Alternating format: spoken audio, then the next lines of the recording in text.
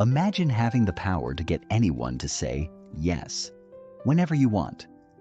In this audiobook, you'll unlock the secret persuasion techniques that top negotiators, leaders, and influencers don't want you to know. Get ready to take control of your life and dominate every conversation. Introduction. Welcome to Persuasion Mastery. How to get anything you want from anyone. The audiobook that will transform your ability to influence, persuade, and succeed in all areas of life. Have you ever wondered how some people always seem to get their way? They make deals, win people over, and easily navigate challenging situations, leaving you asking, how do they do it? Well, the secret is simple. They've mastered the art of persuasion. In this audiobook, we'll show you how you can do the same.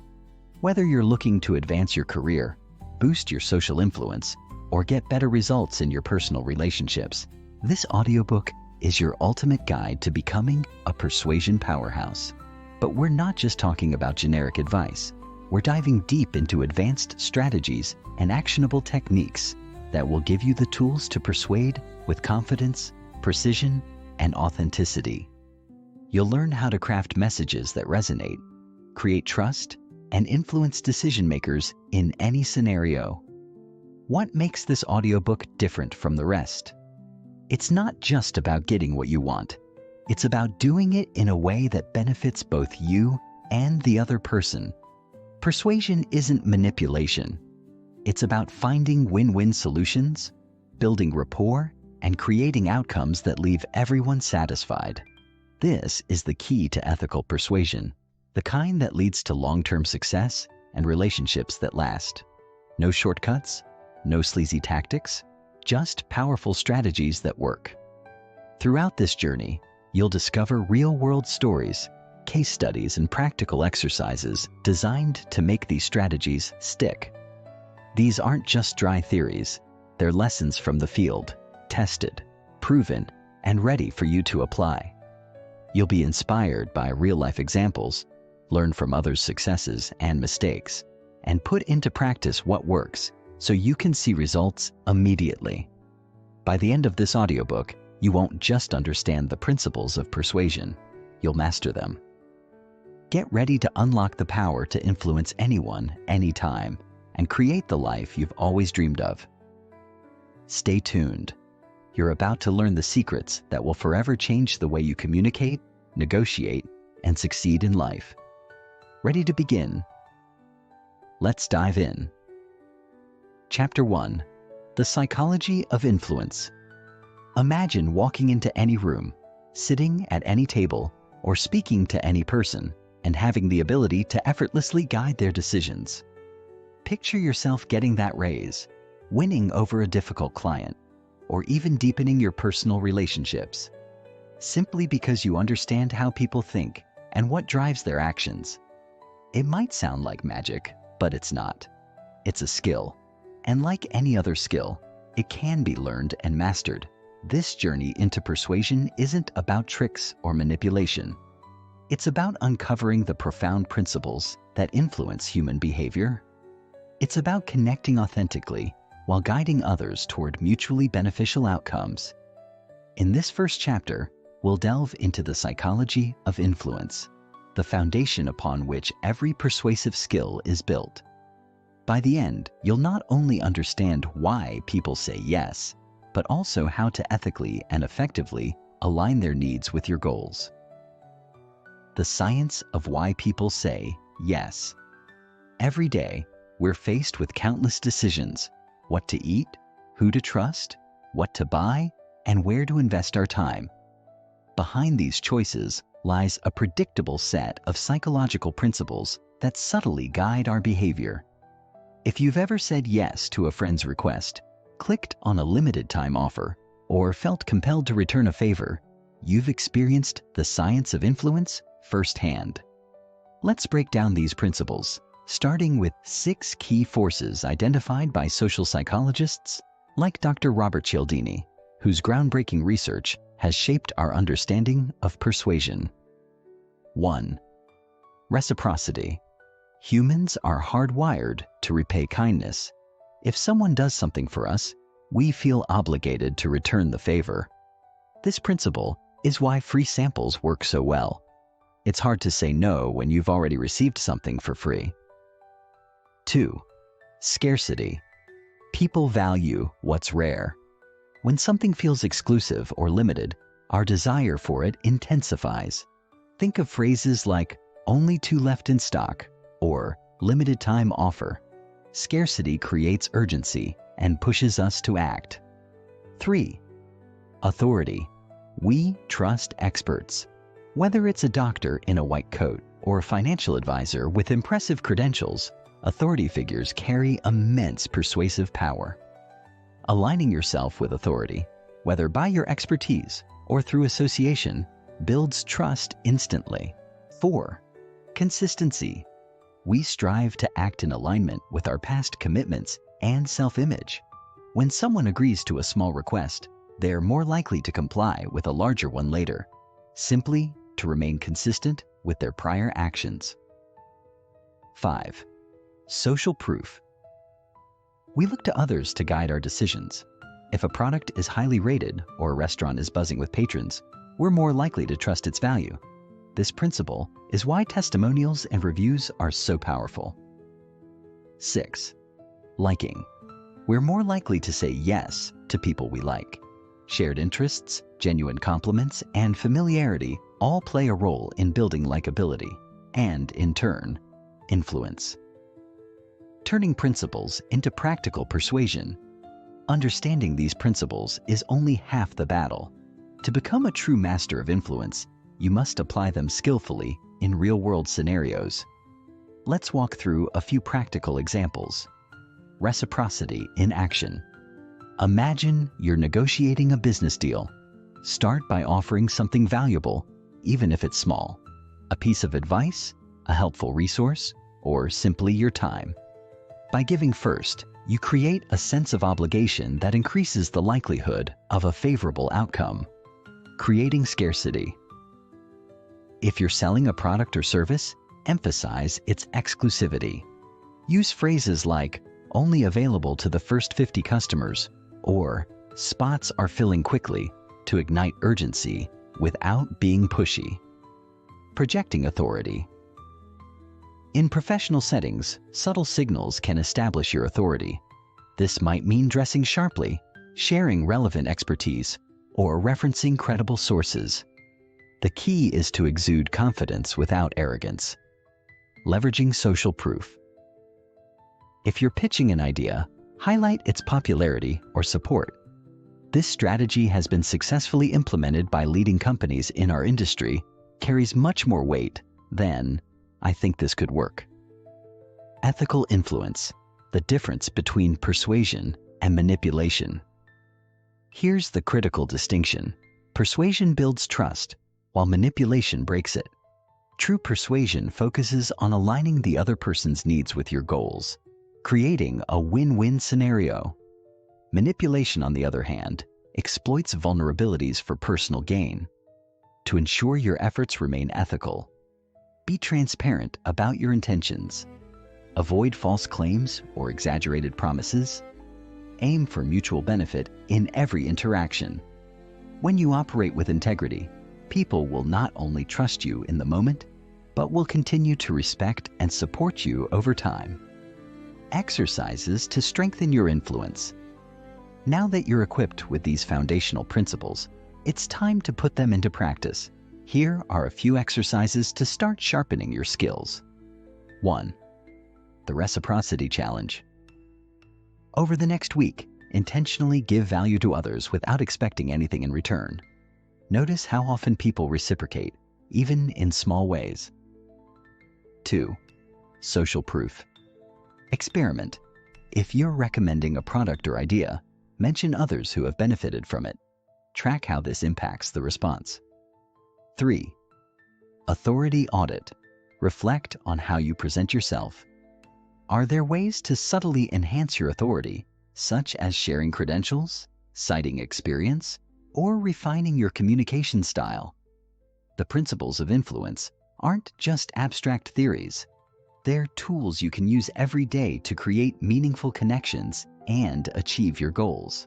As you start to recognize these forces in your own life, you'll see opportunities for influence everywhere. In the next part, we'll dive deeper into the art of building rapport, one of the most essential skills for establishing trust and laying the groundwork for persuasion. Together, we'll unlock the secrets to connecting with anyone, anytime, anywhere.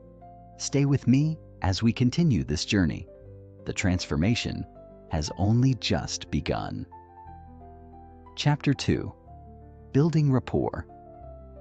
Like a pro picture this, you walk into a room of strangers. Within minutes, you're chatting effortlessly, exchanging smiles and creating connections so genuine that people feel like they've known you forever. Suddenly, doors open, opportunities arise, and conversations shift in your favor.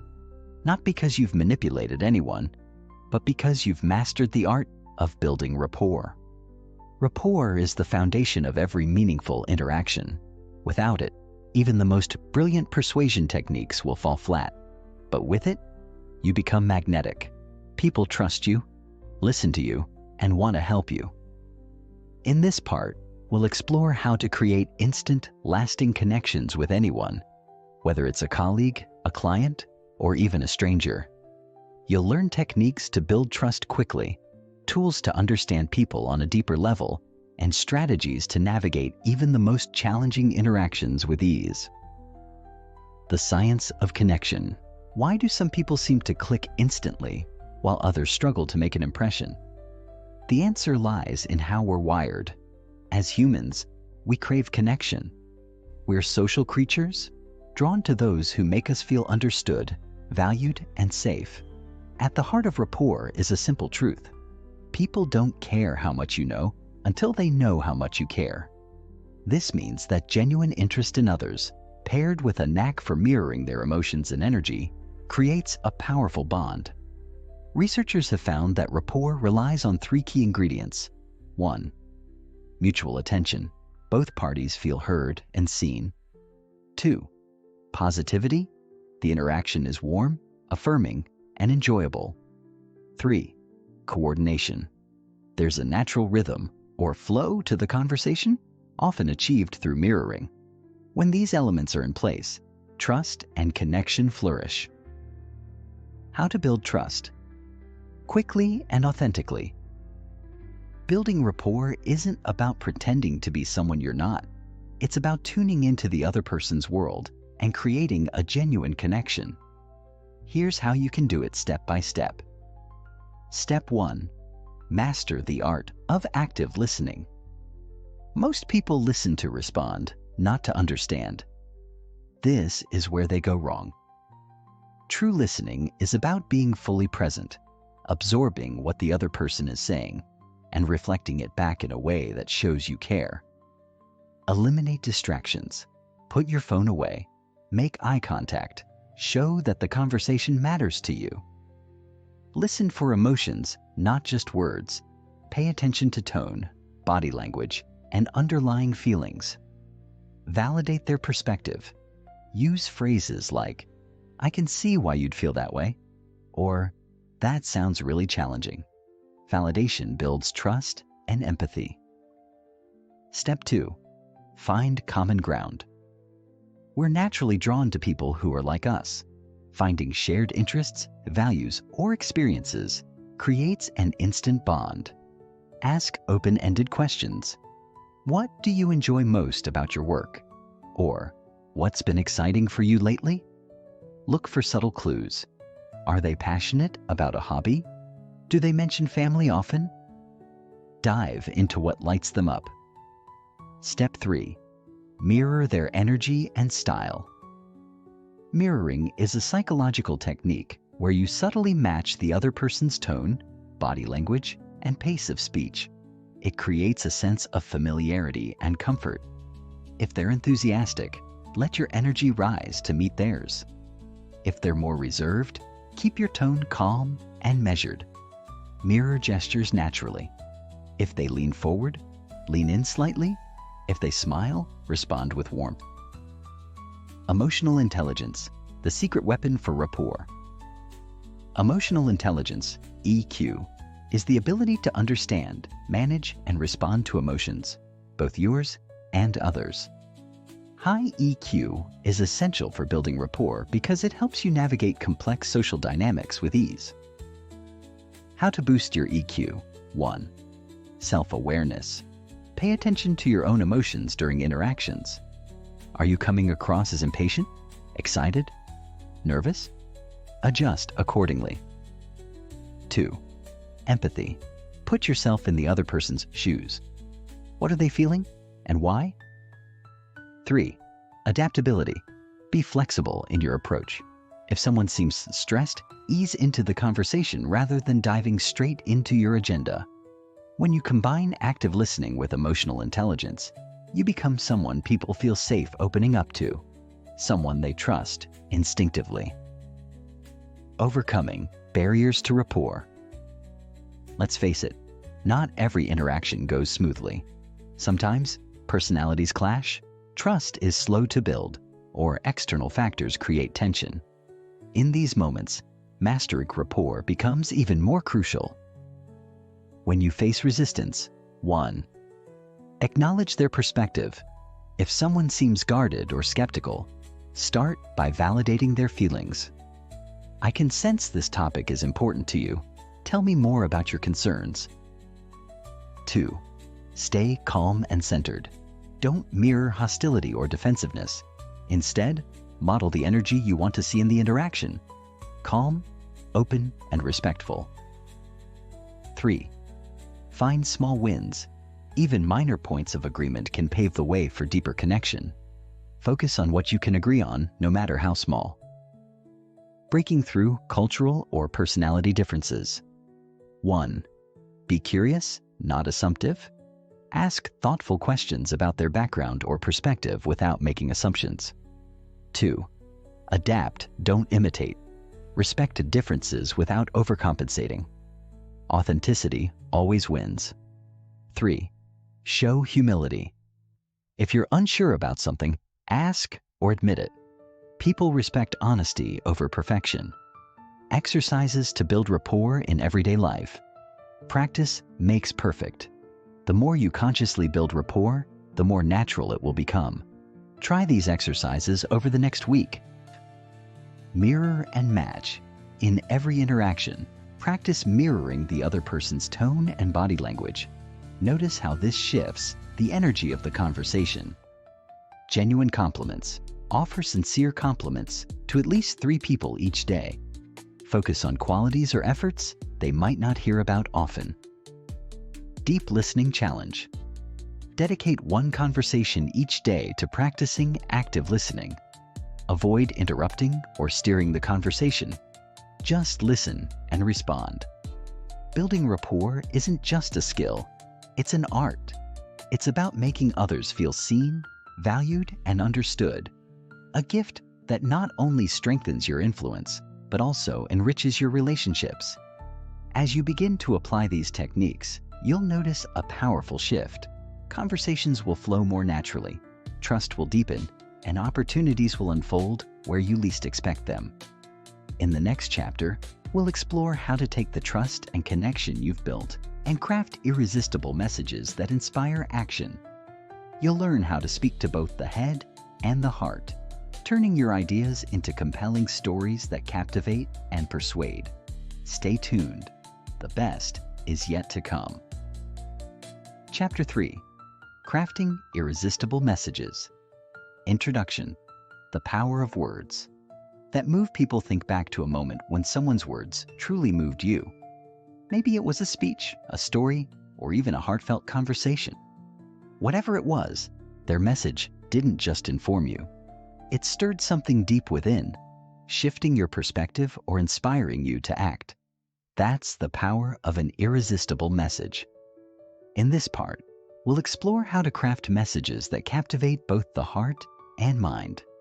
It's not about being the loudest or most eloquent person in the room.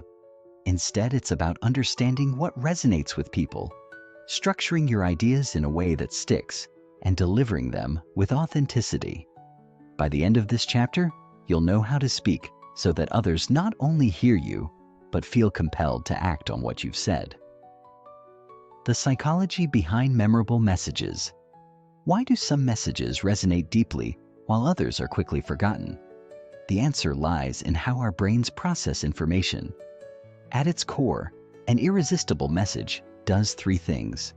It grabs attention, creates emotional resonance, and provides clarity. 1. Grabbing attention with relevance and curiosity. The human brain is wired to filter out noise and focus on what feels relevant or intriguing. This means your opening words are critical. Start with something that hooks your audience, a surprising fact, a provocative question, or a vivid image that sparks curiosity. For example, instead of saying, "Today I want to talk about time management," you might say, "What if I told you there's a way to gain back 10 hours a week without sacrificing sleep?" 2. Creating emotional resonance. People are driven by emotions, not logic. While facts and data are important, they rarely inspire action on their own. To create an emotional connection, weave storytelling into your message. Share real-life examples, use vivid imagery, and speak to universal human desires like belonging, success, or security. For instance, instead of listing the benefits of a product, tell the story of how it transformed someone's life. 3. Providing clarity. Finally, an irresistible message is simple and easy to follow. If your audience has to work too hard to understand your point, you'll lose them. This is where structure comes in. A clear message has a beginning, middle, and end, an engaging hook, compelling content, and a strong call to action. The power of storytelling, persuasion. Storytelling isn't just a tool for entertainment. It's one of the most powerful forms of communication. Stories captivate our attention, help us relate to one another, and make complex ideas easier to understand. Why stories work? When you tell a story, you're not just sharing information. You're creating an experience. Stories activate the emotional centers of the brain, making your message more memorable and impactful. They also create a sense of connection, as people see themselves in the characters and scenarios you describe. How to craft a compelling story. Every great story follows a basic structure. 1. The hook. Start with a moment of tension or curiosity that grabs attention. 2. The struggle. Describe the challenge or problem faced by the protagonist, which could be you, a client, or someone relatable. 3. The resolution. Show how the challenge was overcome, leading to a positive outcome. 4. The takeaway. Tie the story back to your message or call to action. For example, if you're persuading a team to adopt a new strategy, you might share a story of how another team faced similar challenges and achieved remarkable results. Structuring your message for maximum impact. To make your message truly persuasive, it needs to flow logically while keeping your audience engaged. A proven structure for crafting impactful messages is the Problem, Agitate, Solve framework. 1. Problem. Start by identifying the pain point or challenge your audience is facing. Be specific and relatable so they feel, "Yes, that's exactly what I'm dealing with." 2. Agitate. Highlight the stakes if the problem isn't addressed. What will they lose? How will it affect their goals or values? Don't overdo it, but help them feel the urgency to act. 3. Solve. Present your solution as the answer to their problem. Show how it aligns with their needs and demonstrate the benefits with clear examples or proof. For instance, if you're pitching a productivity tool, you might start by describing how overwhelming it feels to juggle tasks, problem, emphasize the missed opportunities and stress caused by inefficiency, agitate, and then showcase how your tool streamlines workflows, saving time and energy. Solve. Delivering your message with authenticity. Even the most well-crafted message can fall flat if it feels rehearsed or insincere. Authenticity is what makes your words land. People don't just listen to what you say. They pick up on how you say it. Tips for authentic delivery. Speak from the heart. Share personal stories or experiences when appropriate. Vulnerability builds trust and makes you relatable. Be conversational. Avoid overly formal or robotic language. Speak as you would in a natural conversation, even if you're addressing a large audience. Match your delivery to your message. If you're speaking about an exciting opportunity, let your enthusiasm shine. If the topic is serious, adopt a tone that reflects its gravity. Overcoming nervousness. Many people struggle with nerves when delivering important messages. The key is preparation and perspective. Practice until you're comfortable with your content, but don't aim for perfection. It's okay to stumble slightly, as long as you recover gracefully. Remember, your goal isn't to impress, it's to connect. Exercises to hone your message crafting skills. To master the art of crafting irresistible messages, practice is essential. Here are a few exercises to get you started. 1. The Elevator Pitch Challenge. Write a 30-second pitch for an idea, product, or cause you're passionate about. Focus on making it clear, compelling, and emotionally resonant.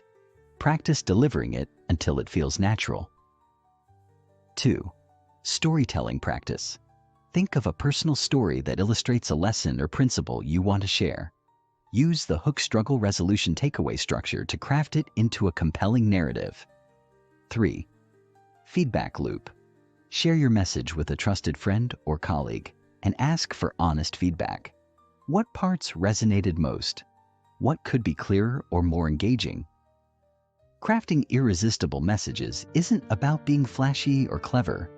It's about understanding your audience, speaking to their needs, and delivering your ideas with clarity and heart. When you combine the principles of attention, emotion, and structure, your words become a force for influence. In the next part, we'll build on this foundation by exploring the art of negotiation. You'll learn how to handle objections, navigate tough conversations, and guide others toward agreement, all while maintaining trust and collaboration. The tools you gain here will make your persuasion toolkit even more powerful. Let's keep moving forward. You're becoming unstoppable. Chapter 4. The Art of Negotiation. Introduction. Turning conflict into collaboration. Negotiation is a dance, a delicate balance of give and take, of listening and asserting, of patience and persuasion. Yet for many, negotiation feels intimidating, like stepping into a battle where only one side can win. What if I told you that negotiation doesn't have to feel adversarial? That it can be a collaborative process where both sides walk away satisfied, relationships are strengthened, and trust is built. This chapter is your blueprint for mastering the art of negotiation. Whether you're asking for a raise, resolving a conflict, or closing a deal, the strategies here will empower you to navigate even the toughest conversations with confidence. You'll learn how to frame your arguments persuasively, handle objections gracefully, and turn disagreements into opportunities for connection. By the end, you won't just be negotiating, you'll be leading. Understanding the psychology of negotiation. At its core, negotiation isn't just about numbers, contracts, or agreements. It's about people. People with emotions, priorities, fears, and aspirations. To become an effective negotiator, you must first understand what drives human behavior in these situations. One of the most powerful concepts in negotiation psychology is the principle of perceived value. People don't make decisions based on objective reality. They act based on their perception of what's valuable to them. This means your job as a negotiator isn't just to present facts or offers. It's to shape how the other person perceives the value of what you're offering. Another critical factor is loss aversion. Research shows that people are more motivated to avoid losses than to achieve equivalent gains. For instance, the fear of losing $100 is more compelling than the prospect of gaining $100. Understanding this can help you frame your proposals in ways that highlight what the other party stands to lose if they don't agree, rather than just what they gain if they do. Finally, emotions play a massive role in negotiation outcomes. While logic and facts are important, decisions are often made emotionally and then justified rationally. Building rapport, demonstrating empathy, and managing emotions, both yours and theirs, are essential skills for successful negotiation. Preparing for a negotiation. The hidden advantage. The most skilled negotiators know that success is won or lost before the conversation even begins. Preparation is your secret weapon, and the more thoroughly you prepare, the more confident and effective you'll be. Start by clarifying your goals. What do you want to achieve, and what's your ideal outcome? Be specific and realistic. At the same time, identify your BATNA, your best alternative to a negotiated agreement. This is your fallback plan if the negotiation doesn't go your way. Knowing your BATNA strengthens your position and prevents you from accepting unfavorable terms out of desperation. Next, research the other party. What are their goals, priorities, and pain points? The more you understand their perspective, the better you can frame your arguments in ways that resonate with them. This step isn't just about gathering facts. It's about empathizing with their position and anticipating their objections. Finally, prepare your value proposition. What do you bring to the table that the other party needs or values?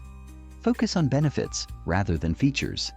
For example, instead of saying, "This software has advanced analytics," frame it as, "This software will help your team save hours each week by automating data analysis."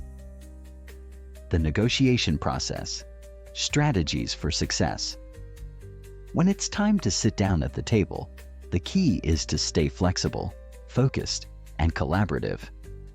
Here's how to approach each stage of the negotiation process. Step 1. Build rapport and set a positive tone. Start by creating an environment of trust and collaboration. Greet the other party warmly, express gratitude for their time, and find common ground to break the ice. This isn't just polite. It sets the tone for a productive conversation. Step 2. Ask, don't assume. One of the biggest mistakes in negotiation is making assumptions about what the other party wants. Instead, ask open-ended questions to uncover their needs and priorities. For example, what's most important to you in this agreement? What challenges are you facing right now? Listen actively and take notes. The more you understand their perspective, the better you can tailor your arguments to address their concerns. Step 3. Frame your proposals effectively. When presenting your offer, focus on how it solves their problems or meets their needs. Use clear, concise language and back up your claims with evidence. For instance, if you're negotiating a salary increase, you might say, "I've taken on several additional responsibilities this year, including managing the new client portfolio, which has resulted in a 20% revenue increase for our team. Based on market research, I believe a salary adjustment to specific figure reflects the value I'm bringing to the company." Step 4. Handle objections with empathy. Objections are a natural part of negotiation, and how you respond to them can make or break the deal. Instead of getting defensive, acknowledge their concerns and address them constructively. For example, them, "Your price is too high." You, "I understand that budget is a concern. Let's explore how we can adjust the scope to make this work within your constraints." By reframing objections as opportunities to collaborate, you keep the conversation moving forward. Overcoming stalemates and tough situations. Not every negotiation goes smoothly. Sometimes you'll hit a stalemate, or the other party may take a hardline approach. In these situations, staying calm and strategic is crucial. Breaking stalemates. When you're stuck, revisit shared goals or explore creative compromises. Ask questions like, What would make this agreement work for you? Are there any other options we haven't considered? If necessary, take a break. Sometimes, stepping away from the table allows both parties to regroup and approach the discussion with fresh perspectives. Dealing with difficult negotiators. When faced with aggressive or manipulative tactics, maintain your composure and stand firm on your key priorities. Use techniques like reframing. Turn their negative statements into constructive discussions. Silence. Don't rush to fill awkward pauses. They often prompt the other party to speak first. Walking away. If the negotiation becomes unproductive or hostile, be willing to end the conversation. A strong BATNA gives you the confidence to do so without fear. Exercises to sharpen your negotiation skills. Negotiation is a skill, and like any skill, it improves with practice. Try these exercises to hone your abilities. 1. Role-playing. Practice negotiating with a friend or colleague, taking turns playing the other party. Focus on asking questions, handling objections, and framing your proposals. 2. Reverse negotiation. Put yourself in the other party's shoes and argue their position.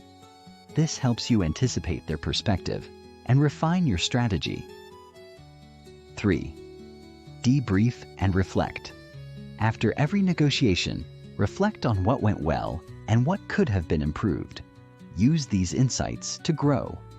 Negotiation isn't just about winning. It's about finding solutions that work for everyone involved.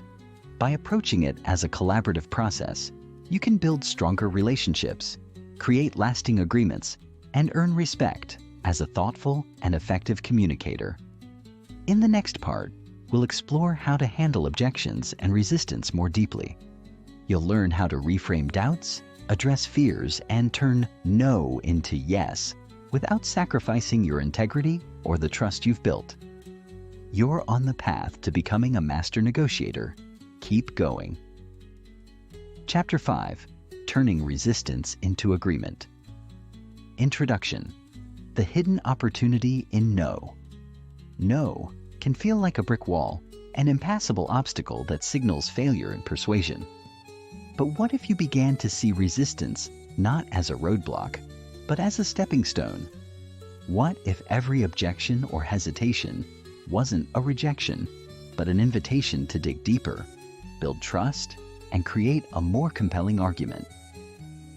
Resistance, when handled skillfully, is a natural and necessary part of persuasion. This chapter is dedicated to mastering the art of navigating resistance. You'll learn how to uncover the fears and concerns behind objections, respond with empathy and authority, and transform moments of doubt into opportunities for connection and agreement. Resistance isn't the end of the conversation. It's often where the real persuasion begins. Understanding the root of resistance. Resistance is rarely about the surface-level objection you hear. More often than not, it stems from deeper fears, doubts, or unmet needs.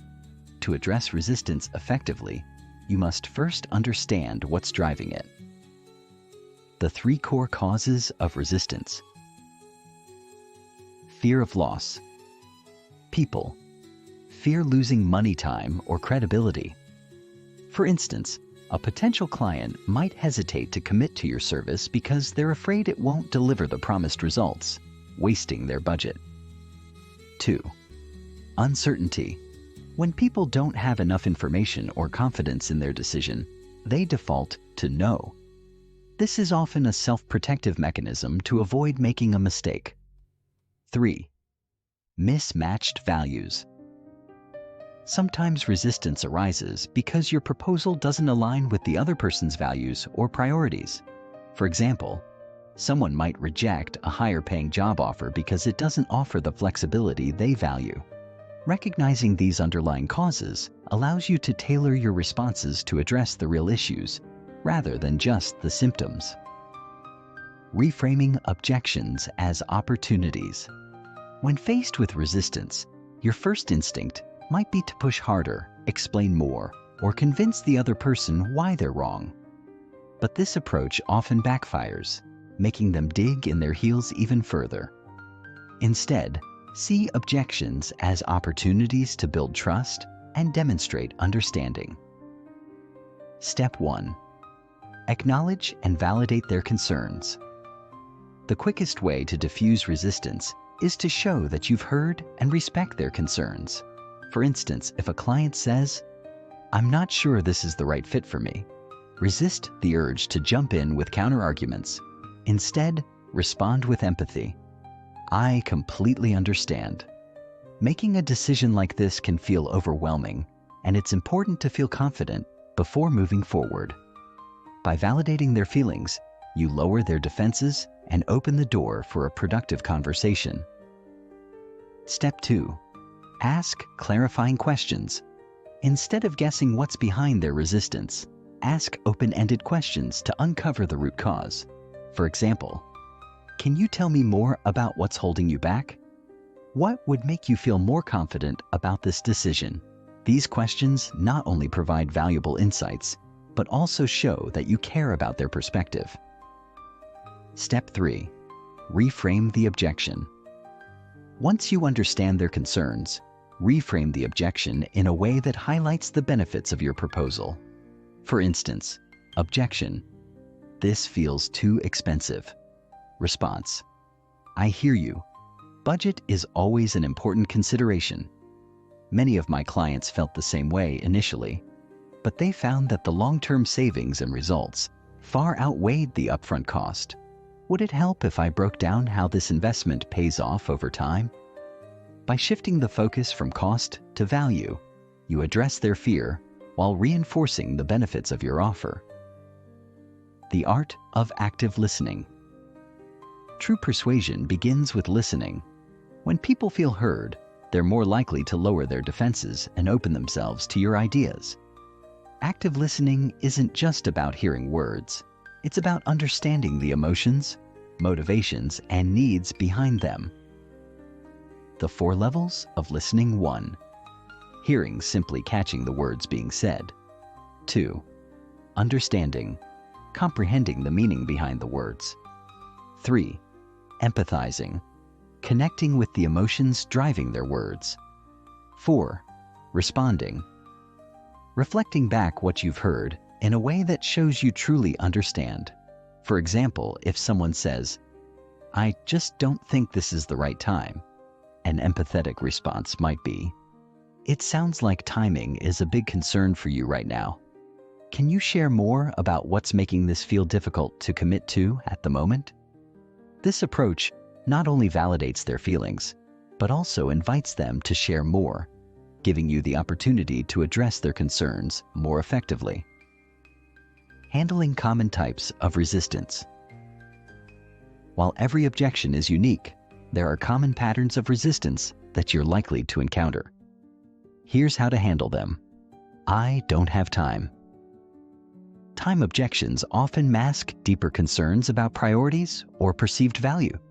Respond by emphasizing efficiency and outcomes. "I completely understand. Time is one of our most valuable resources. That's why I've designed this to fit seamlessly into your schedule and deliver results quickly. Would it help if I walked you through how we can make this as time efficient as possible?" It's too expensive.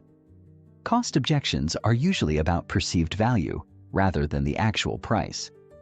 Highlight the return on investment. "I get it. Budgeting is always a concern. What's important to keep in mind is the long-term benefits you'll gain. For example, this product or service could save you X hours or increase your revenue by Y%. Let's explore how this aligns with your goals." "I need to think about it." This often indicates uncertainty or fear of making the wrong decision. Respond by offering to clarify or provide additional information. Of course, it's important to take the time you need. What specific questions or concerns can I address to help you feel more confident about moving forward? Exercises to strengthen your objection. Handling skills. To become a master at overcoming resistance, practice is essential. Try these exercises to refine your skills. 1. Role-play common objections. With a friend or colleague, practice responding to objections like cost, timing, or uncertainty. Focus on listening and reframing. 2. Mirror and reflect. Practice active listening by repeating back what the other person says in your own words. This builds rapport and ensures you understand their perspective. 3. Reframe challenges. Write down common objections you encounter and brainstorm ways to reframe them positively. Handling resistance isn't about forcing your way through objections. It's about meeting people where they are, understanding their concerns, and guiding them toward a solution that feels right for both sides. When you approach objections with empathy, curiosity, and confidence, you don't just overcome resistance, you build trust and strengthen relationships. In the next part, we'll dive into advanced persuasion techniques that leverage the principles of influence and authority. You'll discover how to use scarcity, social proof, and reciprocity to make your proposals even more compelling. Stay tuned. You're transforming into a true persuasion master. Chapter 6. Advanced Persuasion Techniques. Persuasion at its highest level is seamless. It feels natural, even effortless, as though the decision to agree or comply was entirely the other person's idea. What separates the good persuaders from the masters isn't just their ability to craft arguments or handle objections. It's their understanding of the subtle, invisible forces that influence human behavior. Advanced persuasion techniques tap into the psychology of influence, leveraging principles that are hardwired into the way we think and make decisions. These methods don't manipulate or deceive.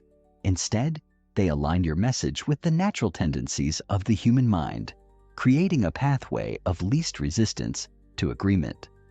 This chapter will take you beyond the basics, equipping you with tools that are both powerful and ethical.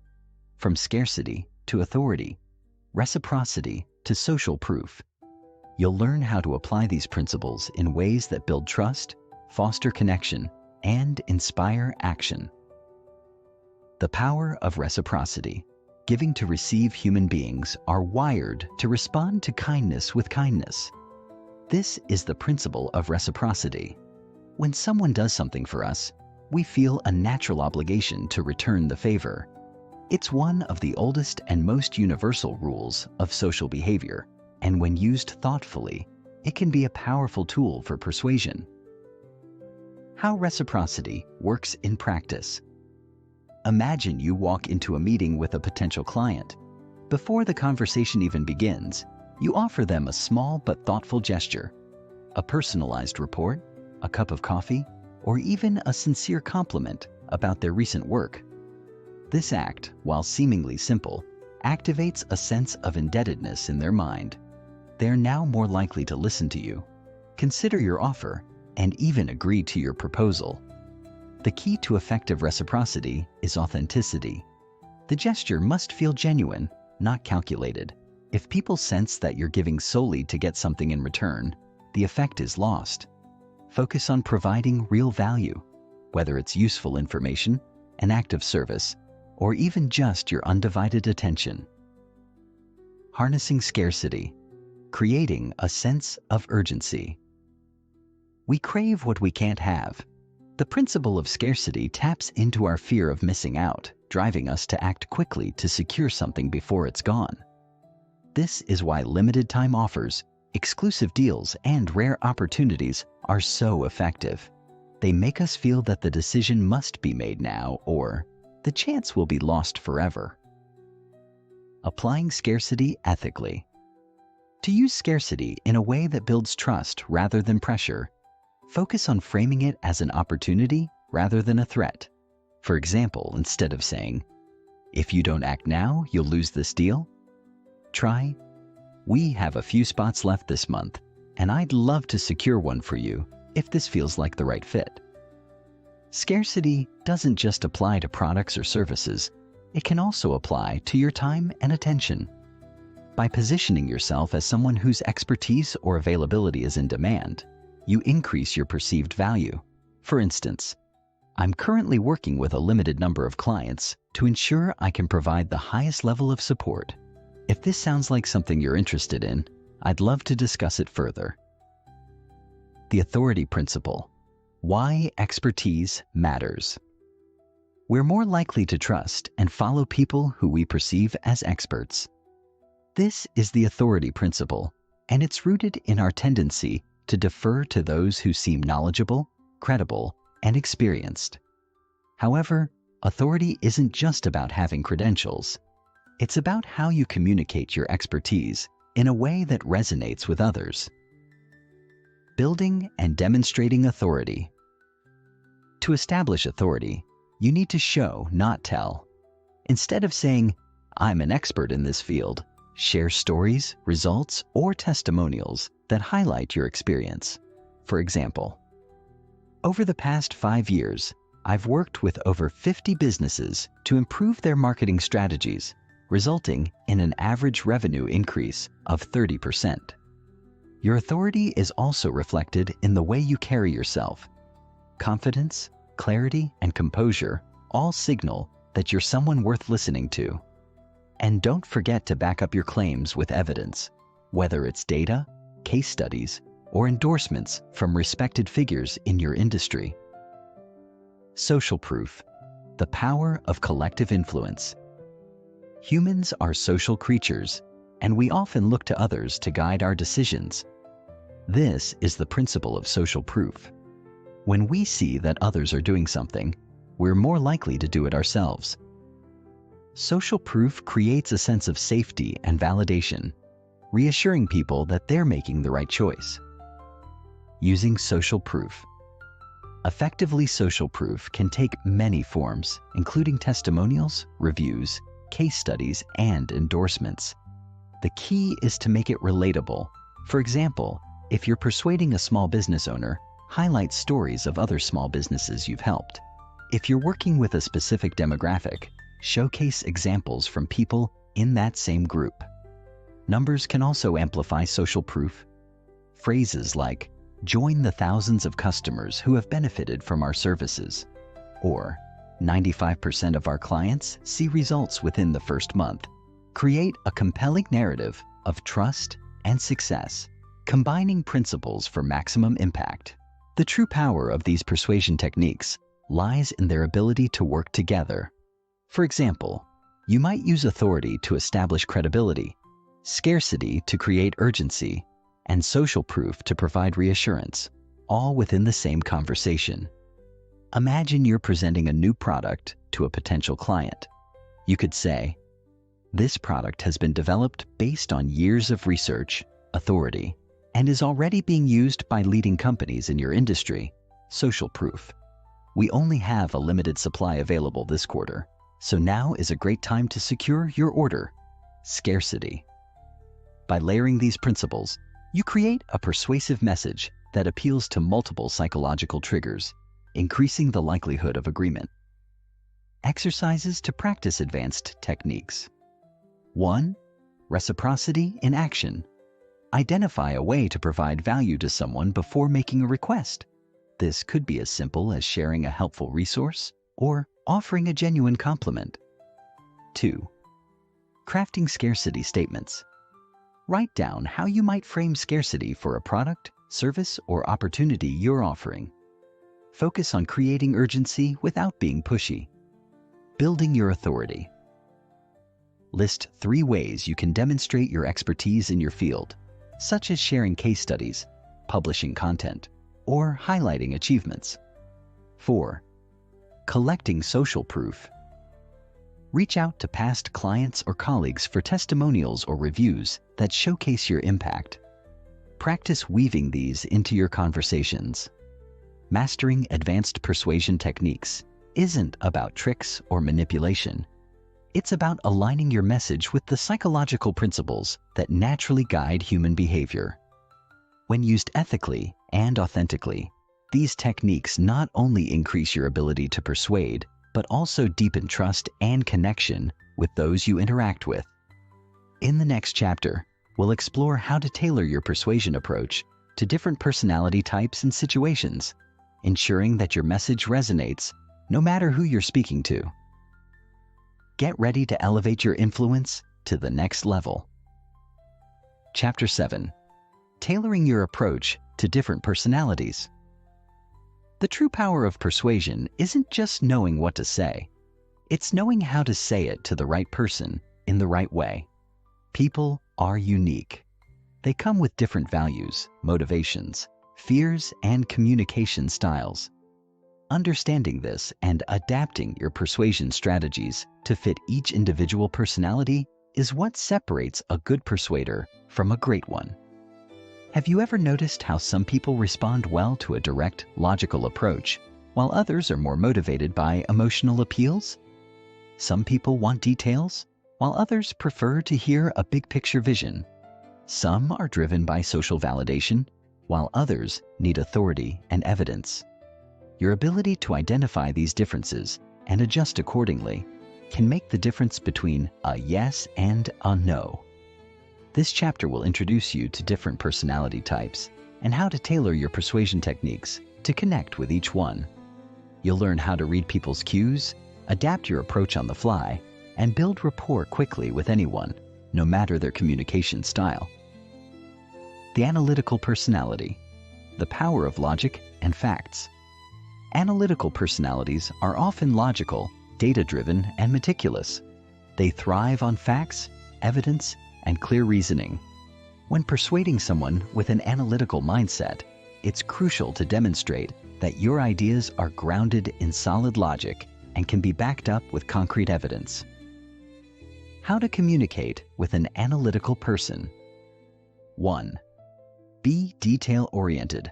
Analytical individuals appreciate thorough explanations, avoid vague promises, and instead provide specific data, research, and statistics that support your argument. They want to know how things work, what results can be expected, and what the potential risks are. 2. Respect. Their need for time. Analytical personalities often need time to process information. They won't make decisions based on gut feelings or emotional appeal, so don't rush them. Be patient and give them the space to ask questions, digest the information, and come to their own conclusions. 3. Use logic to frame your proposal. Instead of trying to win them over with emotional appeals or quick sales tactics, focus on how your offer solves their problems or improves their situation in a rational way. Use frameworks, facts, and statistics to make your case. For example, we've seen that companies who implement this strategy experience a 20% increase in efficiency over the first 6 months. Let me show you the data that supports this. The key is to be prepared, precise, and evidence-based. 7.2. The driver personality. The power of efficiency and results. The driver personality is goal-oriented, decisive, and focused on achieving results. They want to know how your proposal will help them achieve their objectives, quickly and efficiently. They value time and don't want to be bogged down with unnecessary details or fluff. How to communicate with a driver 1. Be direct and to the point. Drivers don't have time for small talk or excessive details. When presenting an idea, get straight to the point. Emphasize how your solution aligns with their goals and provides the results they're looking for. 2. Highlight results and efficiency. Drivers are motivated by outcomes, so focus on how your solution delivers results. Present clear, measurable benefits and show how your proposal will save them time, effort, or resources. For example, this solution will cut your processing time by 30% and increase your team's productivity, freeing up time for more important tasks. 3. Be confident. Drivers respect confidence and decisiveness. They want to know that you're in control and that you can deliver on what you're promising. Avoid hesitation or over-explaining. Just present the facts with authority. With drivers, it's all about speed, efficiency, and clear results. The amiable personality, the power of relationships and reassurance. Amiable personalities are people-oriented, warm, and nurturing. They value relationships, harmony, and trust. When persuading someone with an amiable personality, it's important to establish a strong rapport and create a sense of security. They want to know that your proposal won't just work, it will benefit them and the people around them. How to communicate with an amiable person. 1. Build a personal connection. Amiable personalities respond well to genuine human interactions. Take the time to connect on a personal level before diving into business. Ask about their interests or well-being, and show that you care about them as a person, not just as a means to an end. 2. Use positive, supportive language. Focus on the positive aspects of your proposal and how it will improve their situation, particularly in ways that benefit others. For example, if you're proposing a new program to an amiable client, frame it in terms of how it will help their team or improve their community. 3. Reassure them. Amiable personalities can be risk-averse, so they may need extra reassurance that your proposal won't disrupt their environment or relationships. Provide guarantees or case studies from other individuals or teams that have successfully implemented similar solutions. Amiables want to feel that your proposal aligns with their values and will lead to positive outcomes for everyone involved. They respond best to kindness, trust, and a sense of community. The expressive personality. The power of emotion and vision. Expressive personalities are charismatic, energetic, and driven by big ideas. They tend to focus on the bigger picture and are often more emotionally motivated than logically driven. To persuade an expressive person, you need to appeal to their emotions, inspire them with a compelling vision, and show them how your proposal aligns with their personal values and goals. How to communicate with an expressive person. 1. Appeal to their emotions. Expressive are motivated by passion and vision. When making your pitch, emphasize the emotional benefits of your proposal and paint a vivid picture of how it will help them achieve their larger goals. For example, this solution will allow you to finally bring your vision to life, creating an impact that will resonate with everyone in your community. 2. Create a compelling story. Expressives connect deeply with stories, so use narrative techniques to present your solution. Share success stories, testimonials, or personal anecdotes that illustrate the positive impact your idea can have. 3. Be enthusiastic and energetic. Expressives are attracted to energy and enthusiasm. When you present your idea, let your excitement show. Your passion will be contagious and will help them connect emotionally with your vision. For expressives, it's all about the emotional connection and the possibility of making a big impact. Adapting your approach in real time. While knowing these personality types is invaluable, the real skill of persuasion comes from being able to read people in real time and adjust your approach accordingly. People are dynamic, and their needs, fears, and motivations may change throughout the conversation. How to read, cues, and adjust. Watch body language. Subtle shifts in body language can indicate a person's level of comfort, engagement, or resistance. If they lean in, nod, and maintain eye contact, they're likely receptive. If they cross their arms, avoid eye contact, or seem distracted, they may need more reassurance or a different approach. Listen to their tone of voice. The tone and pace of someone's speech can tell you a lot about their personality. A fast-paced, assertive tone may indicate a driver, while a softer, more relational tone may suggest an amiable personality. Adjust your language.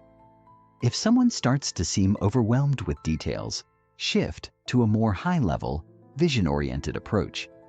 If they appear emotionally engaged, dive deeper into the emotional benefits of your proposal.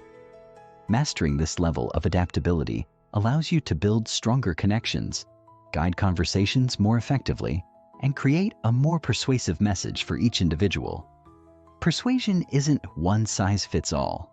By recognizing and adapting to different personality types, you increase your chances of connecting with people and guiding them toward agreement. As you move forward, remember that persuasion is an art, not a science. Your ability to adjust your approach, read the room, and create a personalized experience for each person will elevate your influence to new heights. In the next chapter, we'll explore how to strengthen your emotional intelligence to better understand and connect with people on a deeper level, ensuring your persuasive efforts are always in tune with the needs of others. Stay with me. You're on your way to becoming a true persuasion master. Chapter 8. Emotional Intelligence, the Secret to Deep, Lasting Influence. Imagine a scenario where, despite your best logical arguments and strategic persuasion techniques, you still can't get the response you're hoping for. The person you're trying to influence isn't convinced. They might seem distracted, indifferent, or even resistant. What's missing? The missing ingredient in this scenario isn't more data, a sharper pitch, or a flashier presentation. What's missing is emotional intelligence. Emotional intelligence, EQ, is the ability to perceive, understand, manage, and influence emotions in both yourself and others. It's a critical component of persuasion because emotions drive decision-making far more than logic. No matter how persuasive your arguments are on paper, if you can't connect emotionally with your audience, they may never be fully convinced to take action.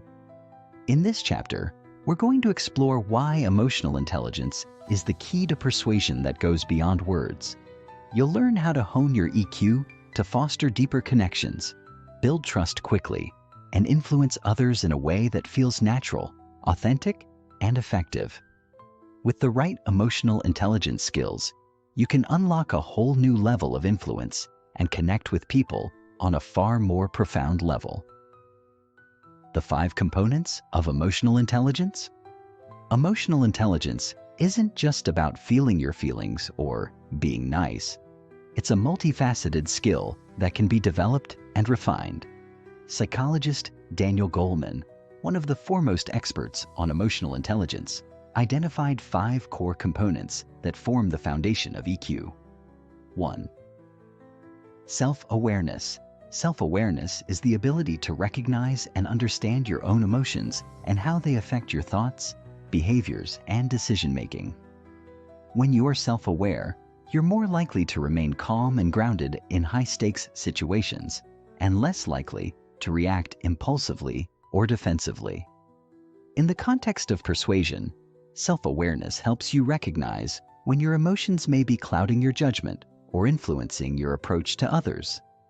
Are you feeling frustrated because someone's not responding to your pitch? Are you trying to convince someone because you're desperate for approval? Being aware of these emotions allows you to adjust your approach before it negatively impacts the conversation. Example: if you're presenting a proposal and notice that you're becoming anxious or frustrated because the other person isn't responding as you hoped, acknowledging that emotion allows you to take a step back, refocus, and approach the situation with more patience and clarity. 2. Self-regulation. Self-regulation is the ability to control or redirect disruptive emotions and impulses. It's about staying in control, even when the conversation doesn't go the way you expected. Self-regulation allows you to maintain composure, avoid emotional outbursts, and stay objective in your decision-making. In persuasion, this is especially important when you face resistance or pushback. People will often try to challenge your ideas or question your credibility. If you lose your temper or react defensively, you risk damaging the relationship and losing influence.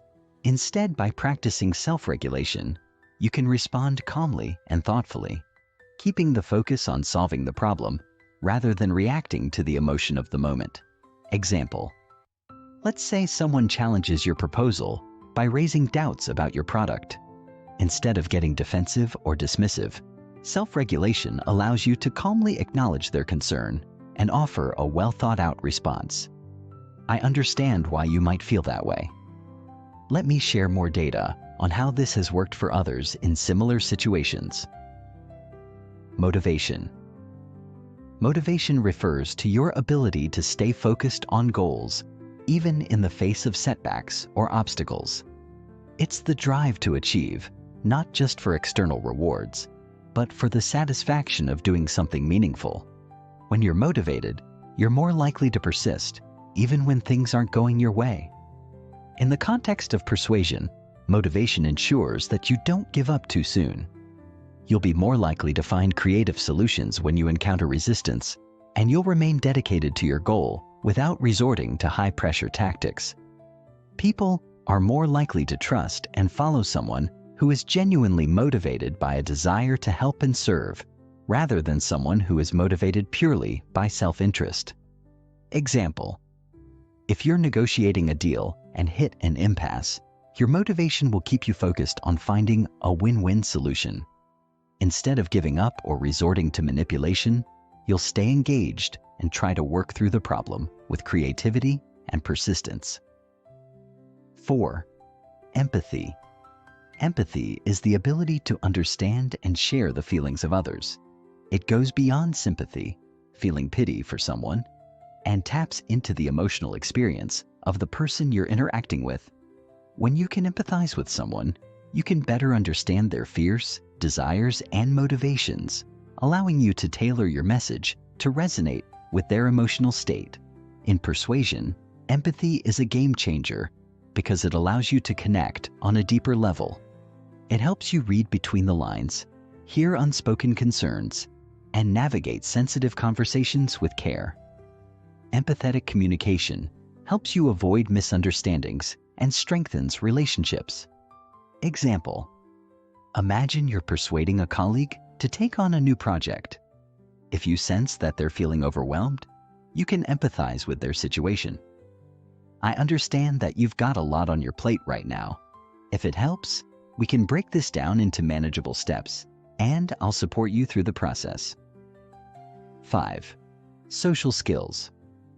Social skills involve the ability to manage relationships and build networks. People with high social skills are able to influence, inspire, and navigate social complexities effectively. They excel in communication, conflict resolution, and collaboration, and they can read social cues to build rapport and trust. In persuasion, social skills are essential for creating an environment where others feel comfortable and confident. They allow you to adjust your message based on the individual and build a connection that feels genuine and supportive. Whether you're persuading one person or an entire group, social skills help you navigate the conversation with ease, making others feel heard, understood, and valued. Example: if you're in a team meeting and sense that tension is building between two members, your social skills allow you to step in and mediate, ensuring that the conversation remains productive and focused on collaboration rather than turning into a confrontation. How to develop and strengthen your emotional intelligence. Now that we've covered the 5 components of emotional intelligence, let's talk about how to develop and strengthen these skills. Emotional intelligence is not something you're born with. It's something you can learn and cultivate over time with deliberate practice. 1. Practice self-awareness. Start by regularly reflecting on your emotions and how they impact your interactions. Journaling can be a powerful tool for this. At the end of each day, take a few minutes to write about the emotions you experienced during important conversations or interactions. Were you calm and confident? Or did you feel anxious or defensive? What triggered these emotions and how did they influence your behavior? Over time, you'll begin to notice patterns in your emotional responses, and you'll be able to catch yourself before emotions cloud your judgment. 2. Develop self-regulation techniques. Self-regulation is all about finding ways to stay calm and composed in stressful situations. One effective technique is mindfulness, taking a few deep breaths and grounding yourself in the present moment before reacting to a stressful situation. When you feel yourself becoming overwhelmed or defensive, pause for a moment, take a deep breath, and assess the situation objectively. 3. Cultivate empathy. Empathy is a skill that can be developed through active listening and practicing perspective taking. When you're in a conversation, try to put yourself in the other person's shoes. What are they feeling? What do they need? Ask open-ended questions that encourage them to share their thoughts and feelings, and listen attentively without interrupting. 4th, build social skills. Social skills can be honed through practice. Take every opportunity to engage in conversations, network, and collaborate with others. The more you interact with different types of people, the better you'll become at reading social cues and adjusting your approach to fit the situation. Focus on building rapport and finding common ground with others to create a positive and supportive environment. Emotional intelligence is the backbone of persuasive communication. When you can connect with people on an emotional level, build rapport, and understand their motivations, you become an incredibly influential force. Developing your EQ isn't just about influencing others. It's about fostering deeper, more meaningful relationships that last. In the next chapter, we'll explore how to use storytelling as a tool for persuasion, tapping into the emotional power of narrative to move others to action. Stay tuned as we continue to explore the advanced strategies that will take your persuasive abilities to the next level. Chapter 9. Storytelling, the persuasion tool that creates lasting impact. When you think about some of the most persuasive people throughout history, what stands out about them? Was it their credentials? The facts they presented? Or maybe it was the way they told their story? The truth is, storytelling is one of the most powerful tools in persuasion. The reason is simple. Humans are wired for stories. Our brains process stories more effectively than raw data or isolated facts. Stories stir our emotions, engage our imagination, and are easier to remember than abstract concepts. In this chapter, we'll explore why storytelling is such a potent persuasion tool, how to craft a compelling narrative that resonates with your audience, and how to incorporate storytelling into your persuasion techniques. By mastering storytelling, you'll not only persuade others, but leave a lasting impression that will endure long after the conversation ends. Why storytelling works, the neuroscience of persuasion. Before we dive into the mechanics of storytelling, it's important to understand why stories are so effective at persuading people. Research in neuroscience shows that when we hear a story, our brains light up in ways that make us feel like we're actually experiencing the events ourselves. Our empathy system kicks into gear, and we become emotionally invested in the characters and plot. This is the magic of storytelling. It creates an emotional connection between you and your audience. Moreover, storytelling taps into both our logical and emotional sides. While the plot and structure can appeal to the logical mind, it's the emotions evoked by the story that truly drive decision-making.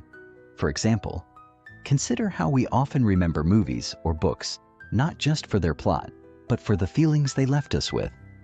Those feelings influence our thoughts and behaviors, often in ways that are difficult to explain.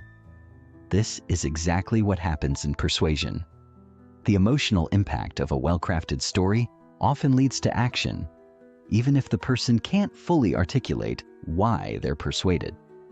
When you craft and deliver a story effectively, you invite your audience into your world. You allow them to see your point of view, feel the emotions you felt, and experience the journey alongside you. And once they're emotionally engaged, they're far more likely to be influenced by your message. The key elements of a persuasive story. Not all stories are created equal. In fact, while any story has the potential to persuade, only the right kind of story will effectively move someone to action. A persuasive story has several key components that make it compelling, engaging, and ultimately persuasive. 1. A relatable protagonist. At the heart of every good story is a character that your audience can relate to. In persuasive storytelling, this character is often you, or someone who embodies qualities that resonate with your audience.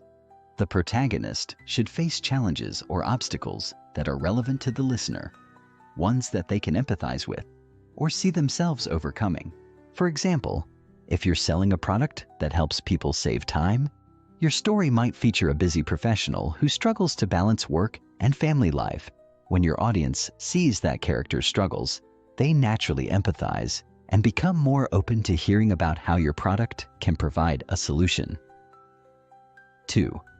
A clear conflict or challenge conflict is the driving force of any compelling story. Without a challenge or conflict, the narrative falls flat.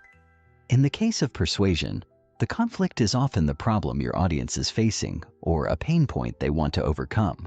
This conflict could be personal, professional, or emotional, but it should feel urgent and significant to your audience. For instance, if you're trying to persuade someone to change their habits, you might describe the internal or external conflicts they are experiencing due to their current way of thinking or living. The greater the challenge, the stronger the emotional response will be when your protagonist finds a solution. 3. A transformation or resolution.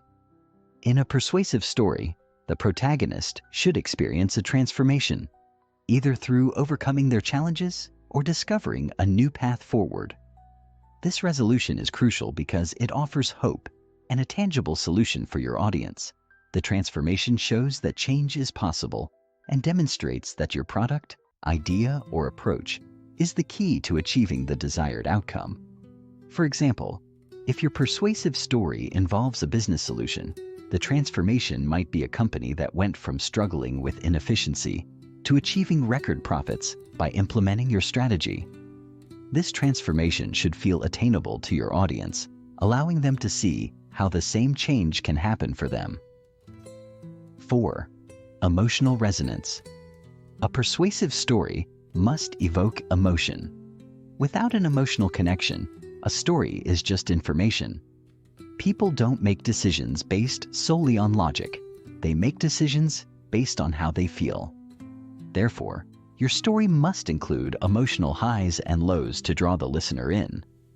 Whether it's empathy, hope, excitement, or even fear, emotions are what drive people to take action. Consider how a well-told story can stir emotions. Perhaps it's a personal struggle the protagonist endures, or a moment of triumph that resonates deeply. The emotions tied to the resolution are often the tipping point that pushes people to make decisions they might have otherwise delayed or avoided. 5. A clear call to action. Every good persuasive story needs a clear call to action, CTA. After your audience has experienced the emotional journey of the story, you need to tell them what to do next.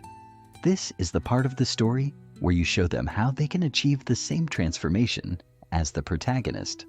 Whether it's buying a product, signing up for a service, or adopting a new mindset, your CTA should feel like the natural next step in the story. For example, after telling a story about someone who achieved success with your approach, the CTA could be something like, "Now that you see how this solution works, it's time to take the first step. Here's how you can get started today." Crafting your persuasive story. Now that we've covered the key elements of a persuasive story, let's discuss how to craft one that will resonate with your audience. The process of crafting a persuasive story involves several stages. Each stage requires thoughtful consideration and the ability to tailor the narrative to your specific audience. 1. Know your audience. Before you begin crafting your story, it's important to understand who your audience is. What are their pain points, desires, and goals? What challenges are they facing? The more you know about your audience, the better you can craft a story that speaks directly to their needs. 2. Define the core message. Every story should have a central message or theme. What are you trying to persuade your audience to believe or do? What is the primary takeaway you want them to leave with? Once you define this core message, everything in the story should revolve around it. the protagonist, the conflict, and the resolution all need to serve the purpose of reinforcing this central idea. 3. Create the structure. A persuasive story follows a classic narrative arc. Introduction. Introduce the protagonist, their world, and the conflict. Rising action. Show the struggles the protagonist faces as they attempt to resolve the conflict. Climax. The turning point where the protagonist discovers the solution or transformation. Falling action. The resolution, where the protagonist experiences the positive change. Conclusion. Reinforce the call to action and emphasize the takeaway message. 4. Weave in emotion. Emotion is what makes a story memorable, so it's essential to weave emotional highs and lows throughout your narrative. Whether it's the frustration of the protagonist facing obstacles or the joy of discovering the solution, make sure the emotions are authentic and resonate with your audience's experiences. 5. End with action. After you've told your story, make sure the audience knows what they should do next. The call to action should feel like the natural next step in the story. By this point, your audience will have emotionally invested in the journey, and they'll be more likely to follow through on your suggestion. Using storytelling in persuasive communication. Once you've crafted your persuasive story, it's time to use it strategically in your communication. Here are a few tips for integrating storytelling into your persuasion efforts. 1. Tailor your story to the situation. Every conversation or presentation is unique, so adapt your story to fit the context. Whether you're talking to a potential client, persuading a colleague, or motivating a team, choose a story that aligns with the needs and interests of your audience. 2. Use storytelling in presentations and pitches. Stories are a great way to break the ice, establish rapport, and make your presentation memorable. Whether you're introducing yourself, explaining your product, or making a case for a proposal, storytelling can help illustrate your points in a relatable and engaging way. 3. Practice your delivery. A story is only as powerful as the way it's told. Practice your delivery to ensure that you convey emotion, build suspense, and highlight the key moments of the story. A well-told story can captivate your audience and create a lasting impression. Storytelling is a potent tool in your persuasive toolkit, allowing you to connect with others on a deep, emotional level. When you craft a story that resonates with your audience's experiences and desires, you create an environment where persuasion feels natural and effortless. By mastering storytelling, you're not just persuading people to take action. You're leaving them with a lasting impression that will influence their decisions long after your conversation ends. In the final chapter, we'll tie everything together and explore how to build lasting influence by mastering the art of persuasion in everyday life. With all the tools and strategies you've learned, you'll be ready to become a true master of persuasion. Stay with me. You're almost there. Chapter 10. Becoming a Persuasion Master. Mastering Influence for Lasting Success. In the final chapter of this audiobook, we're diving into something that every true master of persuasion understands. Persuasion is not just about getting what you want in the moment. It's about creating lasting influence, the kind of influence that doesn't fade away once the conversation is over. The kind that stays with the person you've persuaded, shaping their thoughts and actions long after you've walked away. True persuasion is about building trust, relationships, and a reputation for being someone who has the ability to move people in a meaningful, positive way. When you master the art of persuasion, you're not just influencing others, you're shaping the very foundation of your interactions and establishing yourself as a trusted advisor. Persuasion becomes a part of who you are, and your influence becomes a key factor in your success, not just in one area of life, but in every area. Whether you're in sales, leadership, or simply navigating day-to-day relationships, the skills you've gained throughout this audiobook will be invaluable. But before we wrap up, Let's focus on how you can apply these principles consistently to achieve lasting success. Building trust, the cornerstone of influence. One of the most important and often overlooked aspects of persuasion is trust. Without trust, you'll never be able to persuade someone effectively. Building trust isn't something that happens overnight. It's a gradual process that requires consistent, genuine effort. Trust forms the foundation for influence because people are more likely to listen to, follow, and believe those they trust. Without trust, even the most well-crafted arguments and sophisticated techniques will fall flat. To build trust, you need to focus on authenticity and reliability. When people feel that you genuinely care about them and their needs, and that you're consistent in your actions, they begin to trust you. Trust is cultivated over time through small gestures, keeping your promises, being transparent, and demonstrating integrity. Example: let's say you're working with a team and there's a new project coming up. If you've consistently shown that you're dependable, honest, and fair, your colleagues will trust your leadership and guidance on the project. They'll be more inclined to listen to your suggestions and buy into your ideas. This trust can make a huge difference when it comes time to persuade them to adopt your approach. Creating a win-win dynamic, the foundation for mutual benefit. True persuasion isn't about forcing others to comply with your will. It's about creating a win-win dynamic, a situation where both parties feel like they've gained something of value. Persuasion works best when it's grounded in mutual benefit. The more you can align your goals with the goals of the other person, the more likely they are to say yes to your proposal. A win-win dynamic requires empathy, understanding, and a genuine interest in helping others. When you focus on what's best for the other person, rather than just yourself, you create an environment where they feel valued and respected.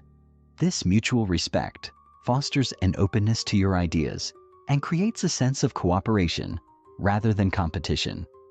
Example: if you're negotiating a deal, instead of pushing for the best terms for yourself, focus on how both parties can benefit. For example, you might offer a solution that addresses the other party's pain points while still meeting your own needs. This approach builds trust and makes it easier to persuade them to agree to your terms. Consistency, the key to becoming an influential figure. Consistency is what solidifies your influence over time. When people see you consistently demonstrating the principles you preach, they begin to believe in your character and judgment. Your influence isn't based solely on the immediate impact of a single conversation, but on the cumulative effect of all your interactions over time. The more consistently you demonstrate integrity, reliability, and respect, the more your influence grows. Consistency is particularly important when it comes to following through on promises. If you say you're going to do something, do it. If you promise to follow up, follow through. These small actions build your reputation as someone who can be counted on, and this is essential for creating lasting influence. Example: imagine you've convinced a colleague to take on a difficult task. If you're consistent in supporting them, offering guidance when needed, and checking in to ensure they feel confident in their approach, you'll not only gain their trust, but also their respect. Over time, they'll be more likely to listen to your input and trust your judgment. Mastering the psychology of influence. To truly master persuasion, you need to understand the psychology behind human decision-making. People don't always make decisions based purely on logic. Much of their decision-making is influenced by unconscious biases, emotions, and cognitive shortcuts. As a persuasion master, you need to understand these psychological factors and use them to your advantage. For example, one key psychological principle is reciprocity, the idea that when you give something of value to someone, they feel compelled to return the favor. This principle can be incredibly powerful when building influence. By offering something helpful, whether it's advice, a small favor, or a resource, you trigger a sense of obligation in the other person to reciprocate. This can lead to more favorable outcomes in your interactions. Another principle is social proof, which is the idea that people are more likely to do something if they see others doing it. If you can show that others have already taken the actions you're suggesting, it makes your proposal more persuasive. Social proof is why testimonials, case studies, and success stories are so effective in influencing others. Example: if you're trying to persuade a potential client to purchase your service, you might share a case study of how a similar client benefited from your product. This taps into the principle of social proof, making it easier for your client to trust that your solution is effective. Applying persuasion to everyday interactions. Mastering persuasion doesn't mean you have to be constantly on or using high-level strategies in every conversation. In fact, the most effective persuasion happens in everyday interactions. Whether you're having a casual chat with a colleague, giving feedback to a friend, or asking for a favor from a family member, you can apply the principles of persuasion to create positive outcomes. Start small. Use active listening to understand the needs and desires of others, then craft your message to address those points. If you're asking someone to do something, make sure they feel heard and valued. By focusing on building relationships and aligning your goals with those of others, you naturally increase your persuasive power in day-to-day interactions. Example: if you're trying to persuade your partner to try a new hobby, start by actively listening to their interests. Instead of simply saying, "You should try this," frame it as, "I know you've always enjoyed activities that get you out of the house, and I think this would be something fun we could try together." By showing empathy and making it a shared experience, you're more likely to get a positive response. Continuous improvement, growing your persuasion skills. Becoming a master of persuasion doesn't happen overnight. It's an ongoing process of learning, practicing, and refining your skills. As with any other discipline, the more you practice persuasion, the better you'll become at it. It's also important to remain open to feedback and continuously reflect on your interactions. One way to accelerate your growth is to observe other skilled persuaders. Watch how they communicate, how they influence others, and how they navigate different situations. By studying the techniques of those who excel at persuasion, you'll gain insights into strategies you can incorporate into your own approach. Additionally, take time to reflect on your own interactions. What went well? What could you improve? Regular self-assessment is key to ongoing growth. By now, you've learned the essential strategies and techniques needed to become a true master of persuasion.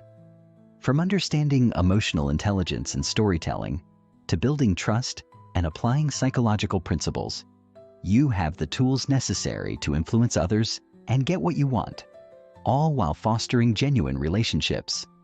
But remember, the true power of persuasion comes not from using these techniques to manipulate or coerce others, but from the ability to understand their needs, align your goals with theirs, and create positive,